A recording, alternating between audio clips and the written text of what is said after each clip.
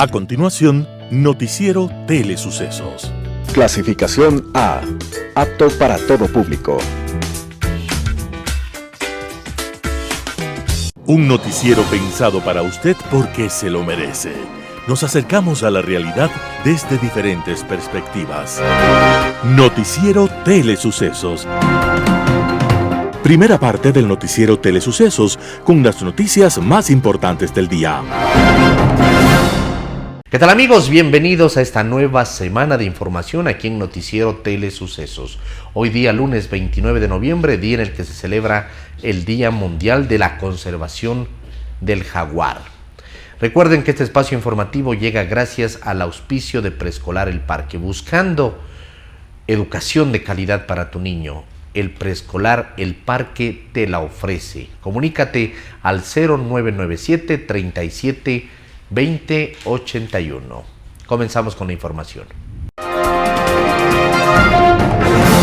Un día como hoy. Una historia cuenta que en el siglo XIX, un marino occidental llegó a Japón y allí encontró una dulce compañía femenina que le alivió sus soledades y su sensación de lejanía de la patria a la cual alguna vez habría de regresar. Y llegó después, en efecto, el momento de partir.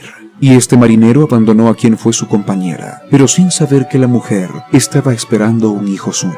3 años después, ya casado, vuelve por un corto tiempo al Japón, pero lo hace en compañía de su esposa. El marino se entera de la existencia de su hijo, lo reclama y lo lleva con él. Desesperada, la mujer japonesa pone fin a sus días. La obra se llama Madame Butterfly y es una de las obras más exitosas en el mundo actual. Su autor, el italiano Giacomo Puccini, uno de los músicos más amados por el pueblo italiano. No obstante, el estreno de esta obra fue un fiasco que despertó silbatinas y carcajadas y hasta algunos disturbios en el teatro. No obstante, Puccini, a pesar de estar convencido de su excelsa calidad, asumió una actitud humilde, reescribió la obra y la convirtió en una de sus obras estandarte. Puccini, el artista amado por los dioses de la música, estaba desapareciendo un día como hoy, 29 de noviembre de 1924. Y los regalos de su pentagrama, siempre inspirado, sobreviven en nuestra memoria agradecida. Las principales noticias del día. Titulares. La renovación del estado de excepción en manos de la Corte Constitucional. Comité de Ética recomienda destitución de asambleísta Recalde. Mago Cherres giró cheques a exfuncionarios de ISPOL. Consejo de Participación Ciudadana y Control Social se alista a conformar comisión ciudadana que designará al defensor público. En la agencia Cordero sí hay turnos para licencias de conducir. En Vida y Tecnología, exposición de criptoarte en la Universidad Internacional del Ecuador. En el segmento de salud, trastornos de conducta alimentaria. En el segmento de opinión, la ley y la sociedad. En política internacional, libreto de la dictadura. Los editoriales serán de Vicente Albornoz, bien hecho, mal vendido. José Hernández, ¿los políticos locales solo sirven para quejarse? Mauricio Gándara, ¿qué pasará en Chile? Noticias del día. La renovación del estado de excepción en manos de la Corte Constitucional. Luego de más de una semana en la que hubo cruce de dardos entre el presidente Guillermo Lasso y la Corte Constitucional, nuevamente una decisión del Ejecutivo está en manos de los 9 magistrados del organismo. La Corte Constitucional deberá emitir su control de constitucionalidad ante la renovación del estado de excepción focalizado en 9 provincias, dispuesto por Lasso el 18 de noviembre pasado. La medida está planteada para 30 días bajo la causal de grave conmoción interna. El gobierno volvió a apelar al estado de excepción con el argumento de que los índices delictivos no se han desvanecido en su totalidad, pese a los operativos que ejecutaron en el último mes. En el anterior dictamen, la Corte Constitucional le recordó al gobierno que el combate a la inseguridad se debe efectuar bajo el sistema ordinario.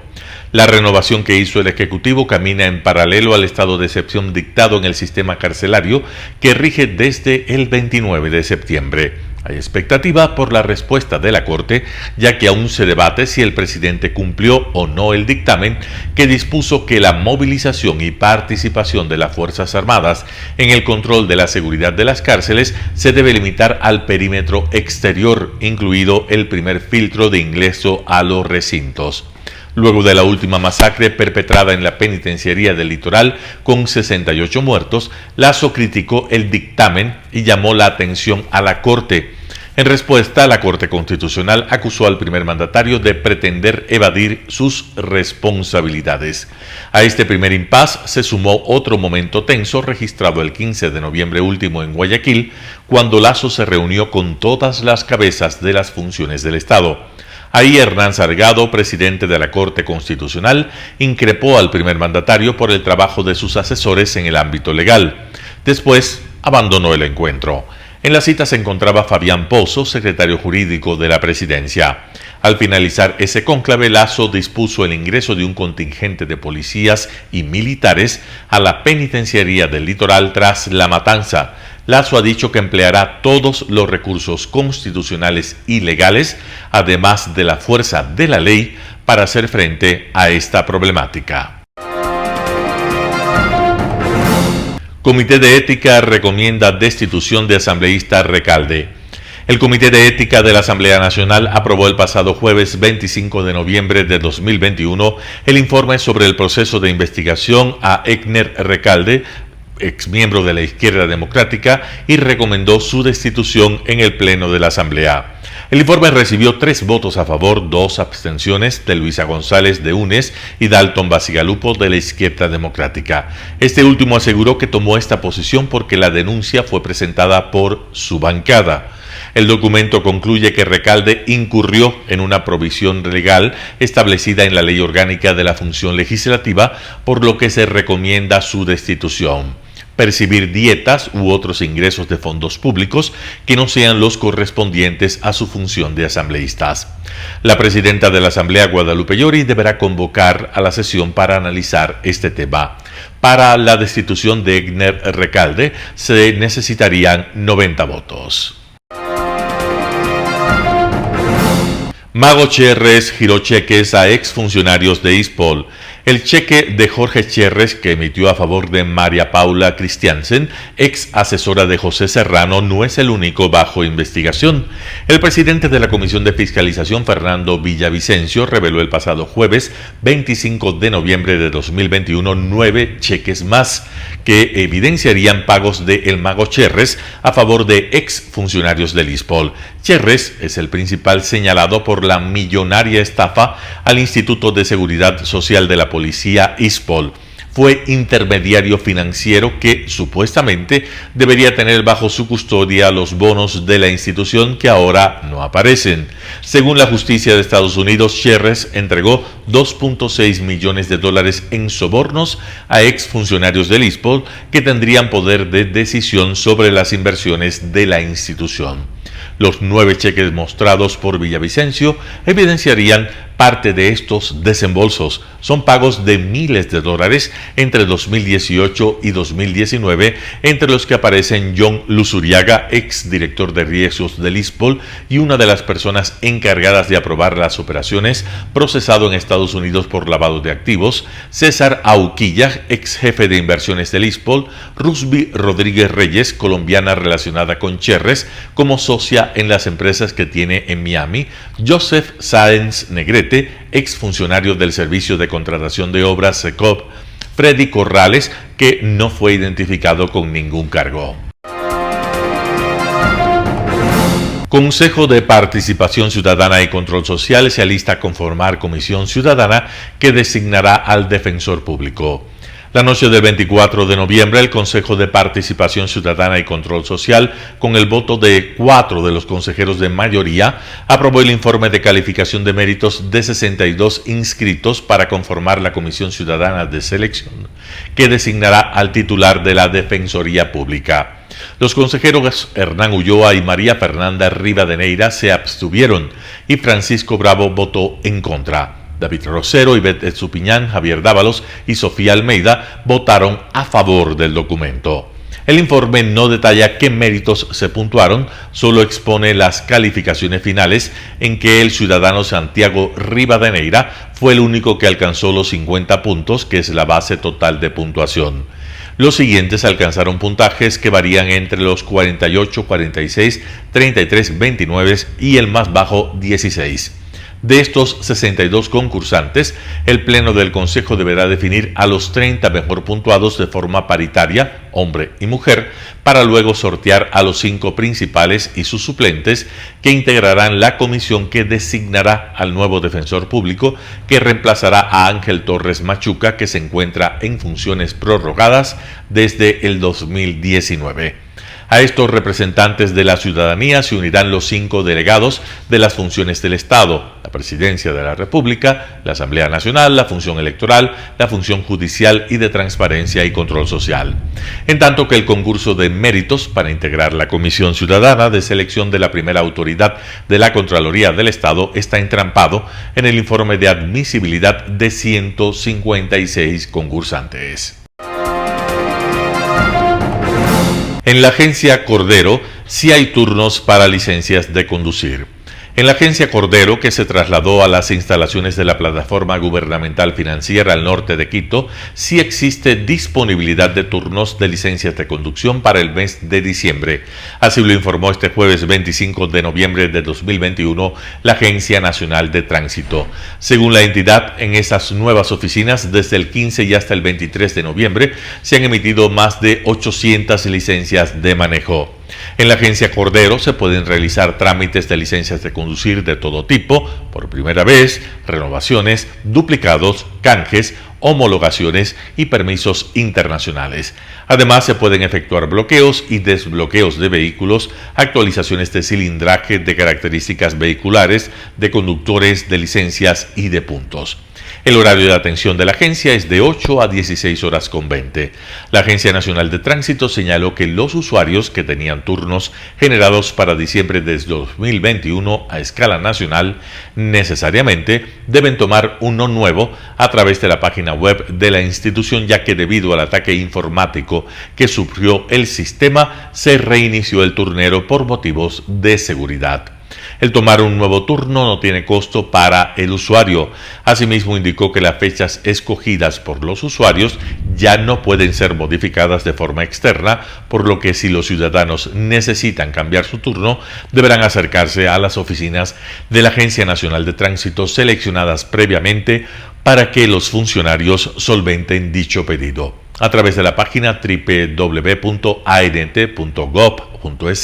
los usuarios también pueden solicitar certificados como único vehicular, de conductor, de historial de infracciones y también de propiedad. Vida y tecnología. Hola amigos, gracias nuevamente por acompañarnos en este espacio de Vida y Tecnología. Queremos comentarle de una exposición de criptoarte. Lo que suena como raro, como extraño, es algo que ya está en voga en el mundo, y lo que pasa es que las plataformas tecnológicas también pueden ser plataformas de arte, y esta vez estamos hablando de esta exposición en Quito. La Universidad Internacional del Ecuador ha organizado una exposición con 40 piezas artísticas que usted puede ver a través de su dispositivo electrónico, y son artistas ecuatorianos y extranjeros, y es una aproximación a ver el arte de manera diferente. Nosotros cuando vimos la noticia de esta exposición nos cuestionamos qué es el arte. Y el arte es nada más que una expresión artística plasmada a diferentes métodos, plataformas, materiales. Y la tecnología puede ser un material para el arte. Más allá de que le expliquemos a usted en qué consiste esta exposición, les invitamos a que vayan. Estará abierta hasta el 23 de diciembre, como les digo, en las instalaciones de la Universidad Internacional del Ecuador en Quito. Y lo que se puede ver es totalmente diferente a lo que usted ha experimentado si alguna vez fue a una galería de arte o si fue a una exposición de pintura o de escultura. Es diferente. Por lo tanto, les invitamos a que experimenten el arte a través de la tecnología, y esto también es parte de nuestra vida. Por eso se lo comentamos en este espacio y les invitamos a que nos sigan en una próxima oportunidad. Muchísimas gracias por su atención. Un panorama de noticias para su estatura intelectual.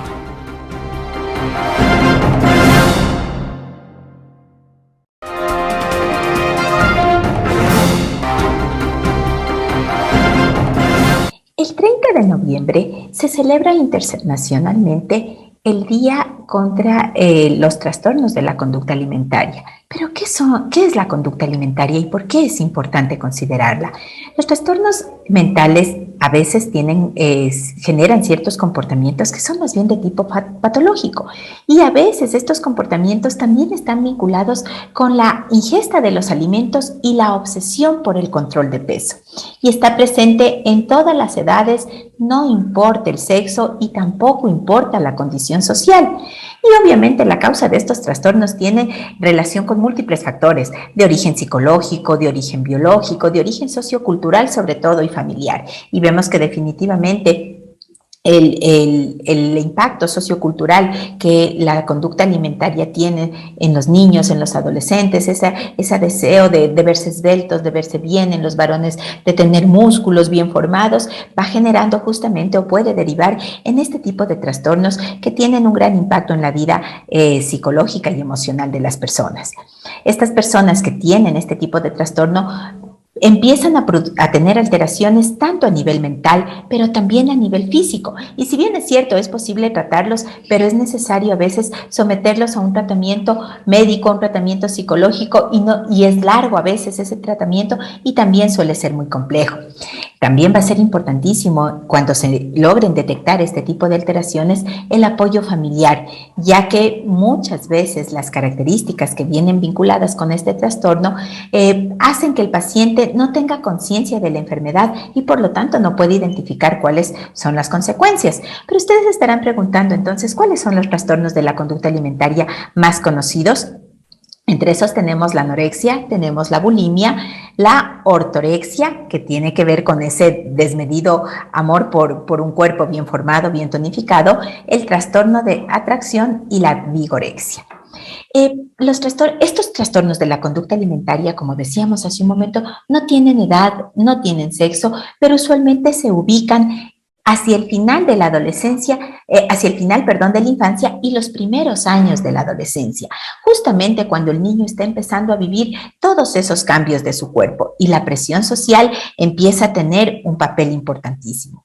Los padres tenemos que estar alertas entonces en identificar de qué manera se está alimentando nuestro hijo, no propiciar el tema de dietas excesivas, de ayunos prolongados, buscar que la alimentación sea nutritiva, sea adecuada, combinar siempre, como lo venimos diciendo, con la actividad física, porque esto va a ayudar al niño y al adolescente a irse desarrollando apropiadamente. Si la actividad física también es apropiada, le va a permitir entonces el tener un equilibrio y un balance en su cuerpo.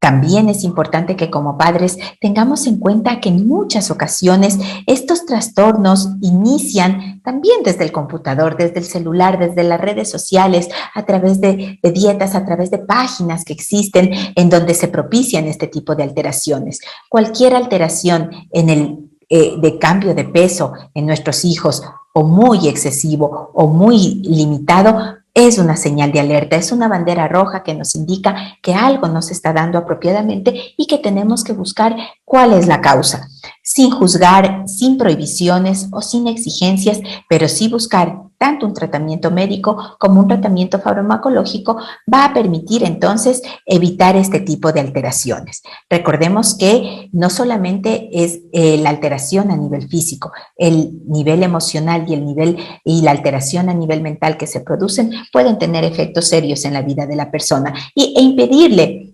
al niño o al adolescente vivir esa etapa de su vida que tendría que serla en plenitud, vivirla de una manera apropiada. Y además pensar que ese trastorno puede traducirse y prolongarse también en la vida adulta. Pensemos entonces que conmemorar estas fechas nos permite conocer sobre estos trastornos y nos permite también prevenirlos. Muchas gracias. Opinión. Hola, soy Andrés Castillo Maldonado y este es el comentario de la semana. El ejercicio del poder, el ejercicio de una función pública, el desarrollo de las instituciones del Estado requieren fundamentalmente un profundo conocimiento del sitio a donde se va a brindar ese servicio. Y digo esto porque a ratos hemos perdido de vista cuáles son las funciones que tienen cada uno de los empleados, servidores o dignatarios de la función pública. La función ejecutiva es la encargada de administrar y de llevar adelante todos los planes, programas y políticas públicas tendientes a garantizar el bienestar de la ciudadanía. Salud, educación, seguridad, vivienda, orden público, etc. son las principales funciones que tiene la función ejecutiva. En cambio, el legislativo es la institución que se encarga básicamente de dos cosas: legislar y fiscalizar. Esa es la función de la Asamblea Nacional. Un asambleísta no le puede hacer una obra, un asambleísta no le puede hacer una escuela, un asambleísta no le puede construir un hospital, un asambleísta no le puede dar trabajo, un asambleísta no es agencia de empleos, un asambleísta no puede ser administrador de las funciones o instituciones que pertenezcan al Estado. No, los asambleístas legislan y fiscalizan. Vamos a desmenuzar un poco esta parte porque el comentario de esta semana se circunscribirá exclusivamente a qué es lo que tienen que hacer los asambleístas, cómo lo tienen que hacer y qué es lo que nosotros como ciudadanos esperamos que esa gente que nos representa desde la función legislativa del Estado pueda cumplir como misión fundamental dentro del ordenamiento jurídico. La legislación es aquella actividad primordial de la Asamblea. Y la legislación no solamente es hacer leyes y hacer leyes y hacer leyes y que vayan saliendo los distintos temas y se vayan convirtiendo en ley de la República, no. La función de legislar implica también la modificación de las leyes. También implica la derogación de otras tantas. Pero asimismo, para poder legislar, se debe llevar adelante todo un plan político que haga que la sociedad se vea representada en su asamblea y esa asamblea a su vez se dedique a llevar adelante planes, programas y proyectos de ley que hagan que el ordenamiento jurídico de un país se ajuste a las necesidades de éste. No podemos estar discutiendo como que estuviéramos en Ámsterdam, o como que estuviésemos en Italia, o como que estuviéramos en Rusia, o como que estuviéramos en Cuba.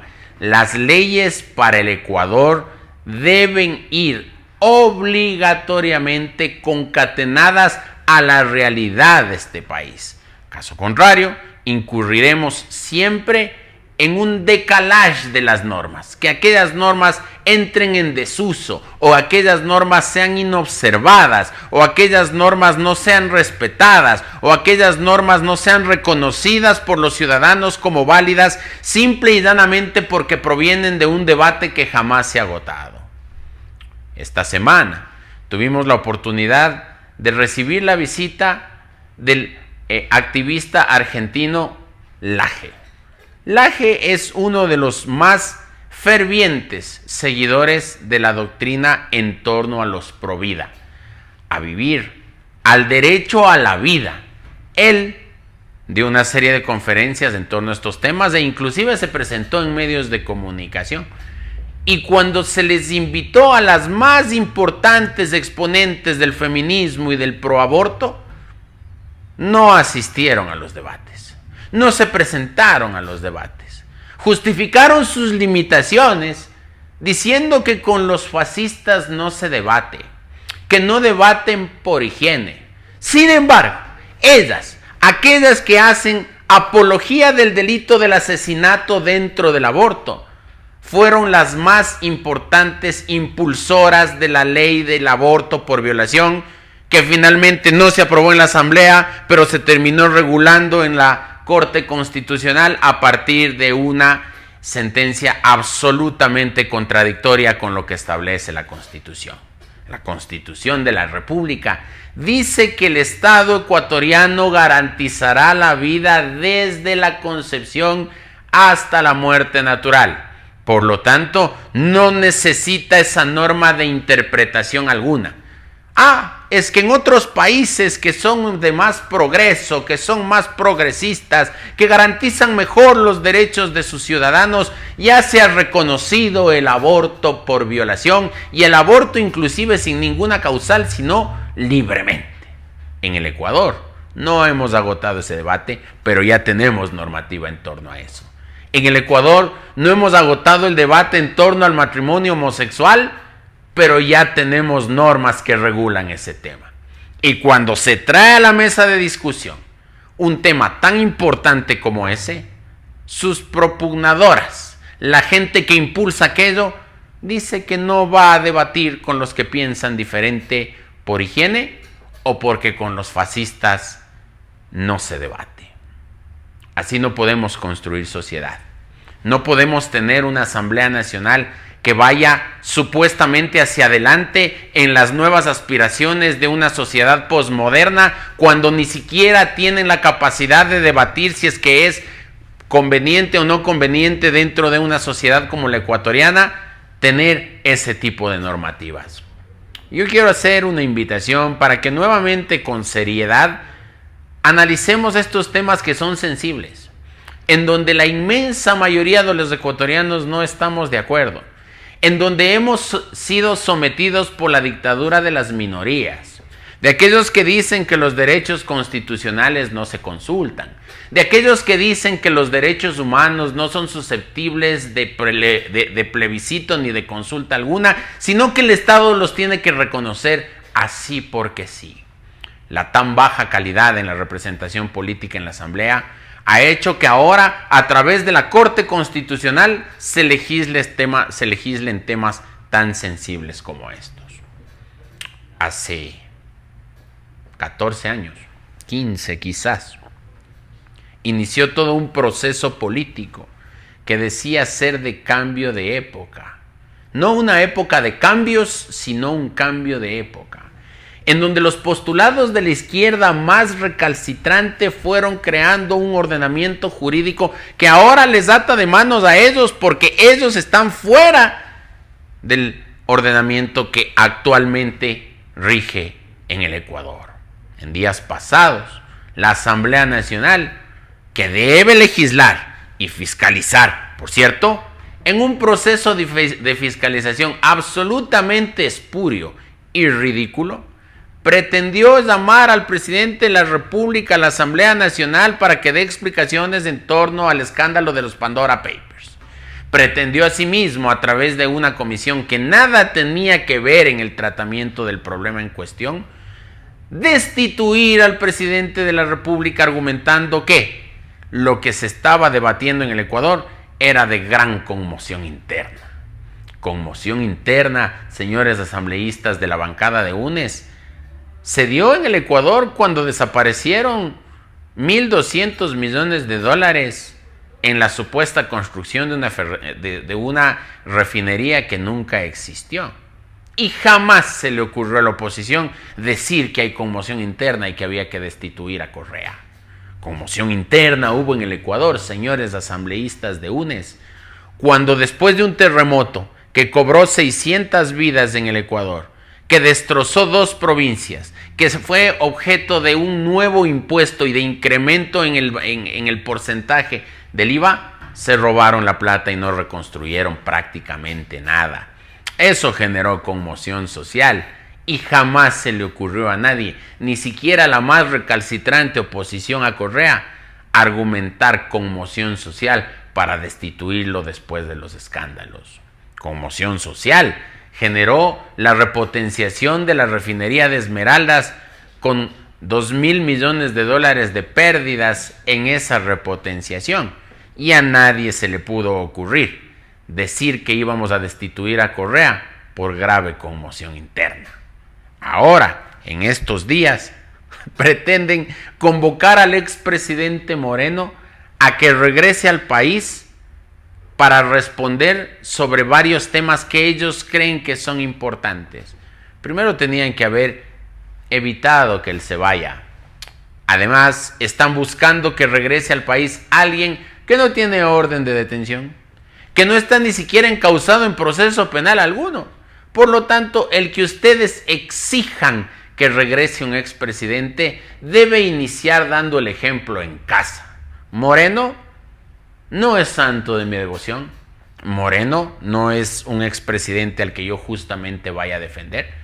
pero sí quisiera decirles a ustedes, asambleístas de UNES, que primero comiencen en casa, que exijan el retorno del expresidente Correa, él sí sentenciado, él sí exconvicto, él sí prófugo de la justicia, él sí burlándose de la justicia en el Ecuador.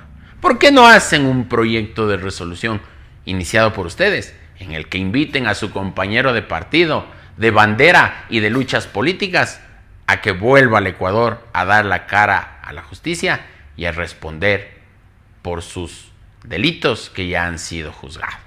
Eso les dará a ustedes mayor legitimidad.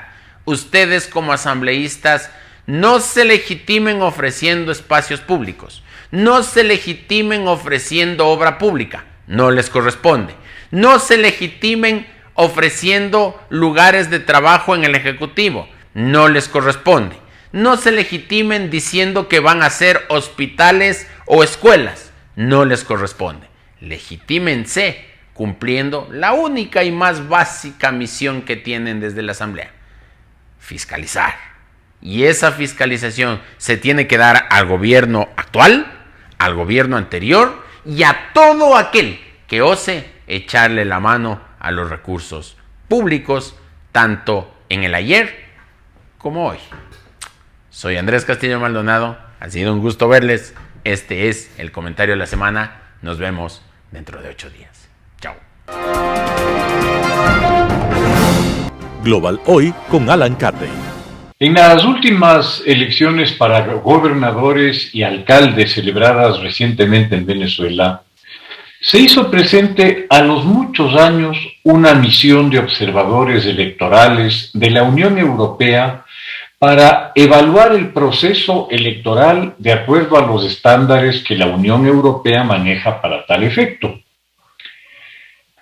El envío de la misión fue controversial, pues había discrepancias y muchas voces se alzaron al interior de la Unión Europea en contra de este envío, por considerar que tal misión de alguna manera legitimaba a un gobierno y a unas autoridades que habían sido ya declaradas espurias por provenir de unos procesos previos fraudulentos, donde todas las reglas y principios para unas elecciones democráticas habían sido violentados por el régimen para beneficio exclusivo del partido de gobierno, el Partido Socialista Unido de Venezuela.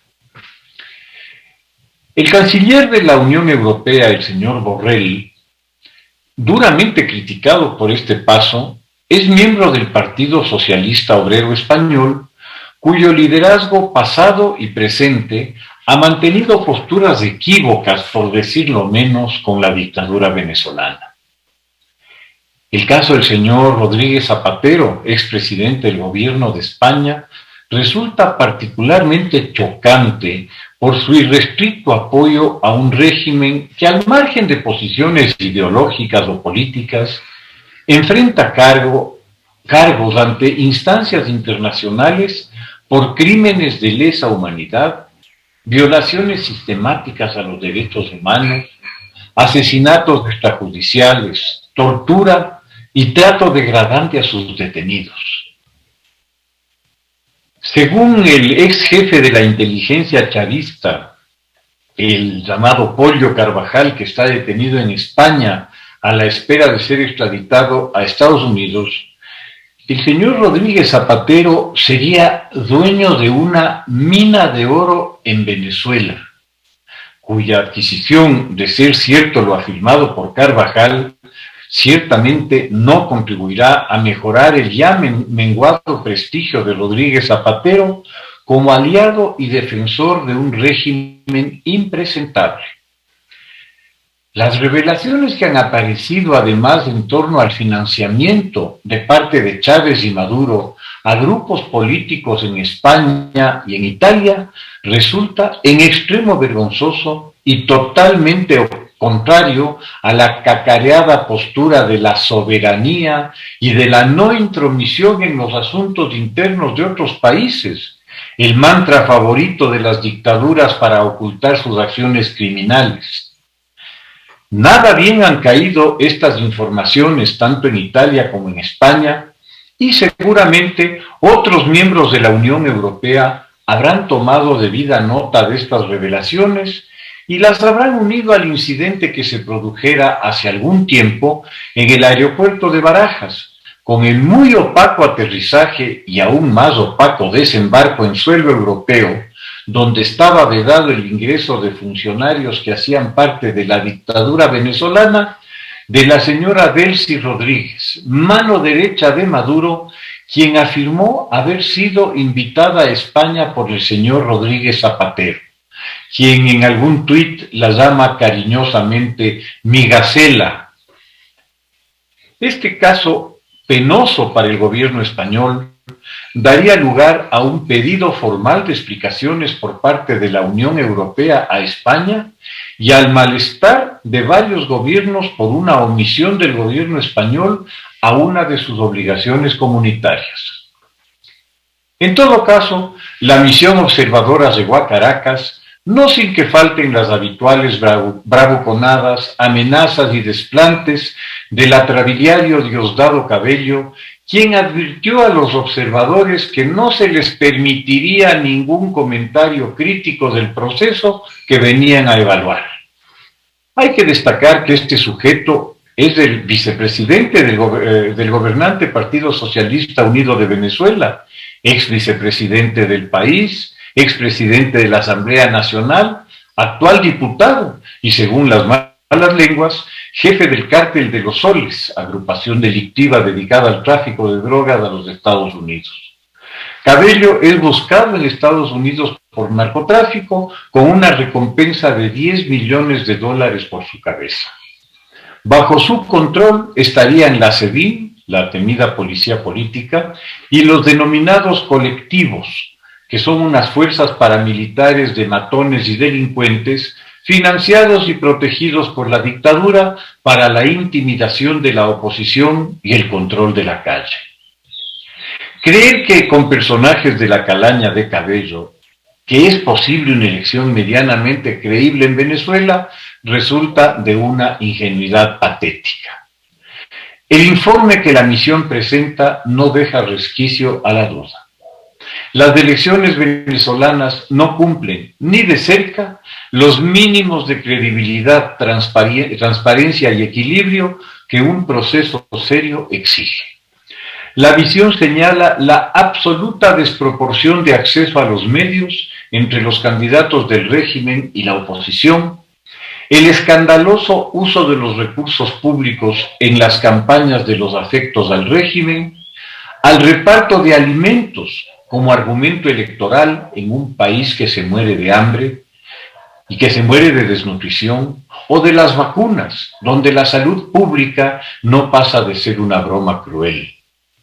Señala también las arbitrarias e injustificadas descalificaciones de candidatos opositores, así como el descabezamiento de las directivas de los partidos de oposición, cuyos reemplazos son nombrados nada menos que por el régimen. Observa también, y hay que señalarlo, una mejora en la estructura del máximo organismo electoral con la presencia al fin de representantes de la oposición. Sin embargo, no deja de señalar la incapacidad de este organismo electoral para la aplicación de las sanciones que la ley establece respecto del uso y abuso de fondos y recursos públicos en la campaña. Ya se está asistiendo a los habituales abusos post-campaña contra los candidatos vencedores de la oposición. El mismo Cabello, en su programa Con el Mazo Dando, nombre muy adecuado para su cavernaria visión política, está ya instruyendo a fiscales y jueces para que encarcelen y juzguen, en ese orden claro, a esos alcaldes o ediles que cometieron el delito de ganarles las elecciones. Veremos qué comentarios de la misión europea van a merecer estas muestras de respeto por parte de la dictadura, de respeto de la democracia, por parte de la dictadura.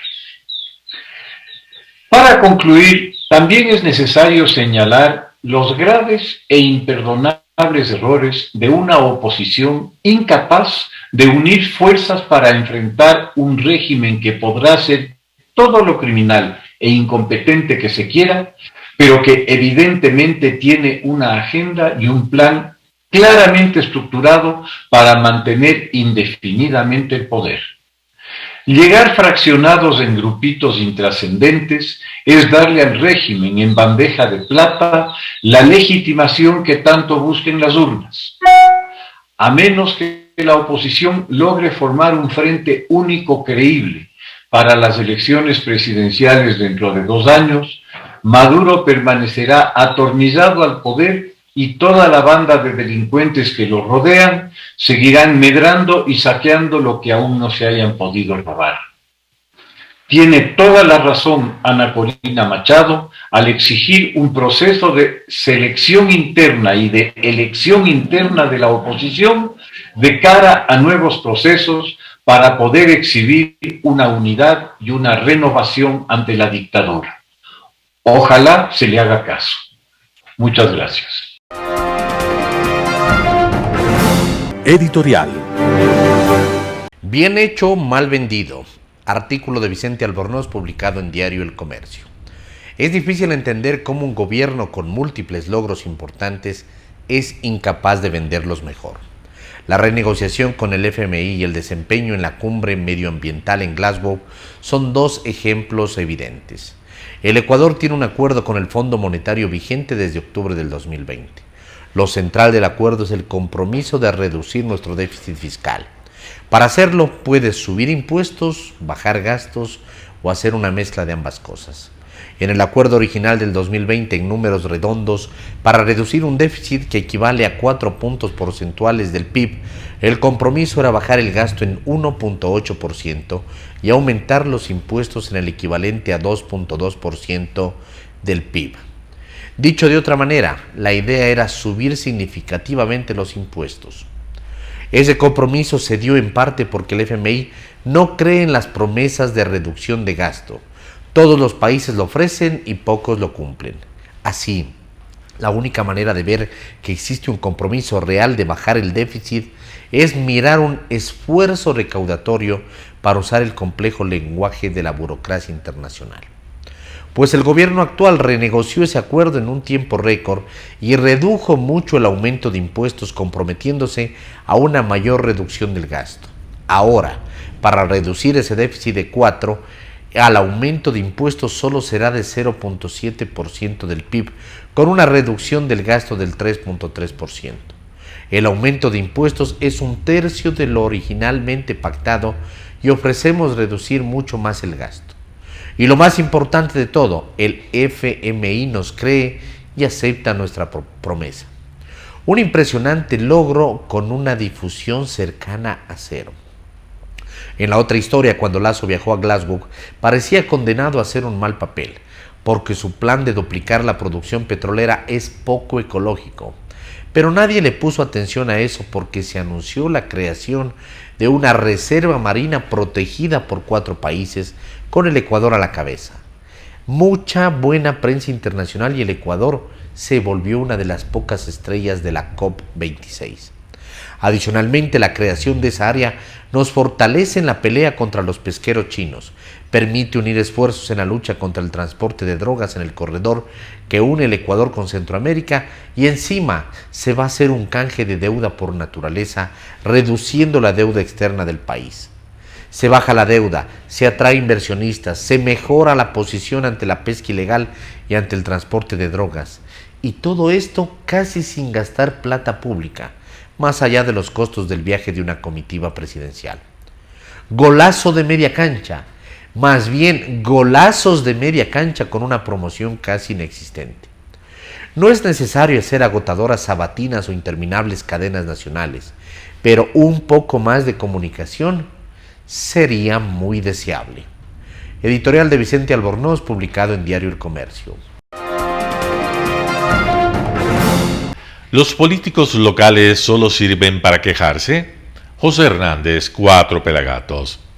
Los 3 asambleístas del Carchi dirán que hacen su trabajo, los 3, Pedro Velasco en la foto, Ramiro Narváez y José Luis Vallejo enviaron una carta al presidente de la República sobre la apertura de la frontera con Colombia que fijó con Iván Duque para el 1 de diciembre. En esa misiva con fecha 23 de noviembre piden en la parte sustancial que se posponga la medida para enero, se socialicen los protocolos de bioseguridad que se aplicarán y se implementen medidas efectivas de reactivación económica para su provincia. La carta de los 3 asambleístas es, sin que se lo hayan propuesto, el retrato perfecto de la forma como una mayoría de políticos locales piensan y hacen política en el país. La frontera con Colombia se cerró en marzo de 2020. Nadie podía pensar que esa situación se iba a prolongar de forma indefinida. Es decir, la provincia que ellos representan debía prepararse para el retorno a la normalidad. Se entiende que nada ha hecho y que el pedido para posponer la apertura de la frontera no está atado a un plan que estaría en camino para neutralizar las desventajas que acusan los comerciantes de esa zona con respecto a Colombia. Ellos piden que se abra en enero para evacuar mercadería el fin de año. En los hechos, es una medida proteccionista para no tener que enfrentar la competencia que tienen con el departamento de Nariño. En 20 meses que estuvo cerrada la frontera, ¿no prepararon nada? Más dramático aún, en la carta se lee que desde 2015 Tulcán, como cabecera principal, fue declarada por el Consejo Sectorial de Producción zona económica deprimida. Y la razón evocada es el diferencial cambiario con el dólar estadounidense, una realidad imposible de soslayar y que no cambiará si se pospone durante unas semanas más la apertura de la frontera. Hay en esa carta una lógica marcada por la fatalidad. La provincia es víctima de la desidia del Estado central y por colindar con Colombia. ¿Y ha generado alguna alternativa? No la evocan. Carchi espera las decisiones de los gobiernos de turno para reactivarse económicamente. Y ahí sigue. El asambleísta Pedro Velasco, que ayer estuvo también en Teleamazonas, suma contradicciones y sofismas a esa lógica. No invoca, por ejemplo, las bondades de su provincia, no dice qué podría ofertar, se limita a decir que su economía está quebrada y que la apertura de la frontera provocará otro revés, la estocada final, dice él. En cambio, y curiosamente, describe las bondades comerciales de Nariño. 4,000 pesos por $1, productos baratos, más competitivos y devolución del IVA. No solo es el comercio, según él, los sectores agrícola y ganadero no levantan cabeza, los precios están bajos y los productos no pueden salir por el tema del contrabando. Entonces, ¿convendría regularizar cuanto antes la actividad fronteriza? Pues no. Él habla de una apertura estructurada, planificada, programada, que permita asimilar a los habitantes de a poco la decisión de la frontera.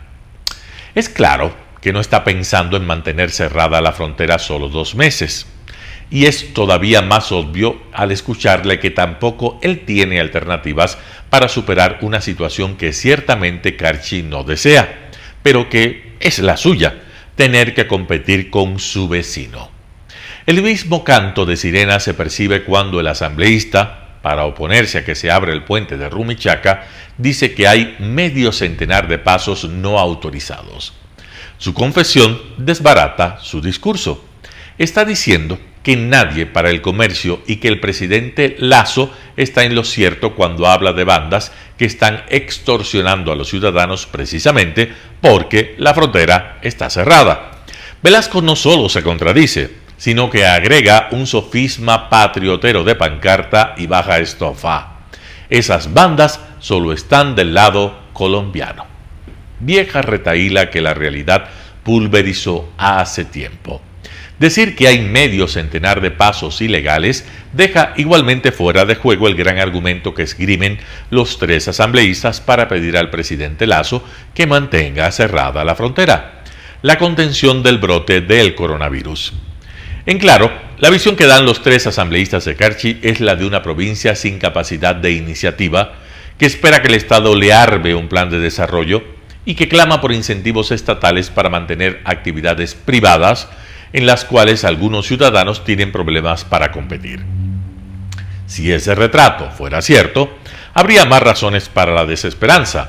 Significaría que los políticos locales entienden que su labor se limita a quejarse. José Hernández, 4 Pelagatos. ¿Qué pasará en Chile? Artículo de Mauricio Gándara publicado en Diario El Universo. Nuestros países latinoamericanos parecen estar unidos por vasos comunicantes. Eso nos obliga a seguir con atención lo que ocurre en la región y al presente las elecciones en Chile, donde han pasado a segunda vuelta 2 candidatos que significan el enfrentamiento de 2 tesis políticas radicalmente opuestas de izquierda y de derecha, relegando a partidos tradicionales. Así ocurrió en Ecuador hace medio año y luego en Perú. En ambos casos, la victoria se decidió por estrecho margen, lo que fue negativo para la gobernabilidad. El escenario en Chile tiene un factor adicional. Simultáneamente a las elecciones generales, presidenciales y de renovación parcial de legisladores en las 2 cámaras, está reunida una asamblea constituyente preparando una nueva constitución que reemplace a la actual, dictada bajo la influencia de Pinochet. El primero de los clasificados a segunda vuelta es el candidato de ultraderecha, dicha fascista, José Antonio Kast, quien de ganar gobernaría con una constitución progresista, resultado de la composición que tiene la actual convención. Seguramente se sentiría más cómodo con la actual carta política. En cambio, con la nueva constitución se encontraría a sus anchas Gabriel Boric, el joven candidato de la izquierda. Resalta la mesa de la convención el que los 2 candidatos finalistas el día de la elección fueron enfáticos en declarar que resguardarán el proceso constituyente. Pero otra cosa será cuando la convención presente su proyecto de constitución para someterla a plebiscito. Si gana Boric, ese proyecto sería holgadamente aprobado. Si el triunfador es Kast, él podría pedir a sus partidarios que lo nieguen y quedaría vigente la constitución actual.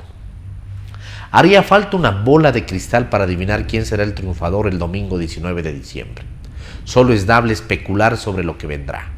Es notorio que la votación de la capital Santiago se inclinó con apreciable margen por el candidato de la izquierda, donde por tanto hay mayor receptividad por las proclamas en favor de las tesis de igualdad de los sexos, del matrimonio igualitario, de condena a toda discriminación contra la mujer, de garantizar educación no sexista, de reconocimiento al derecho al aborto en ciertos casos, etc. Fuera de Santiago y notoriamente en el sector rural, la votación fue más conservadora. Votó mayoritariamente por Kast.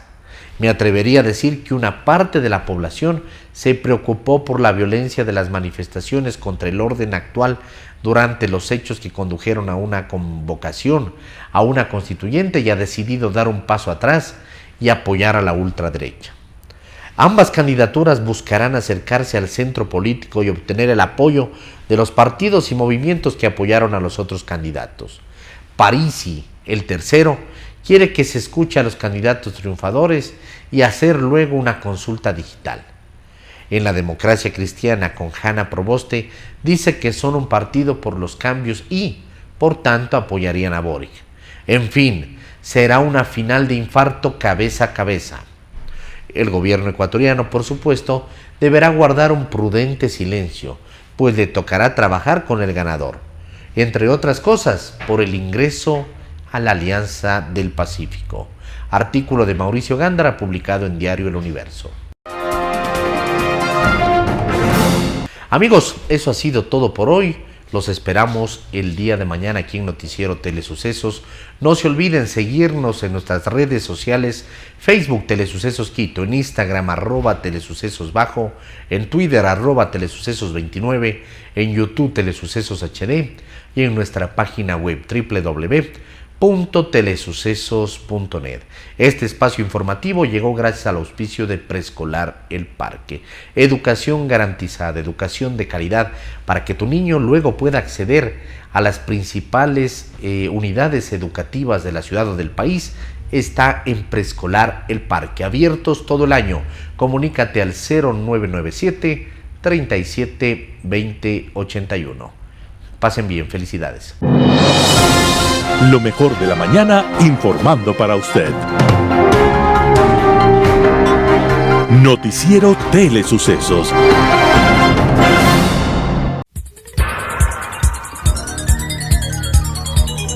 Las opiniones vertidas en este espacio por la producción y dirección del programa son de exclusiva responsabilidad de sus autores y de quienes intervienen en ellos.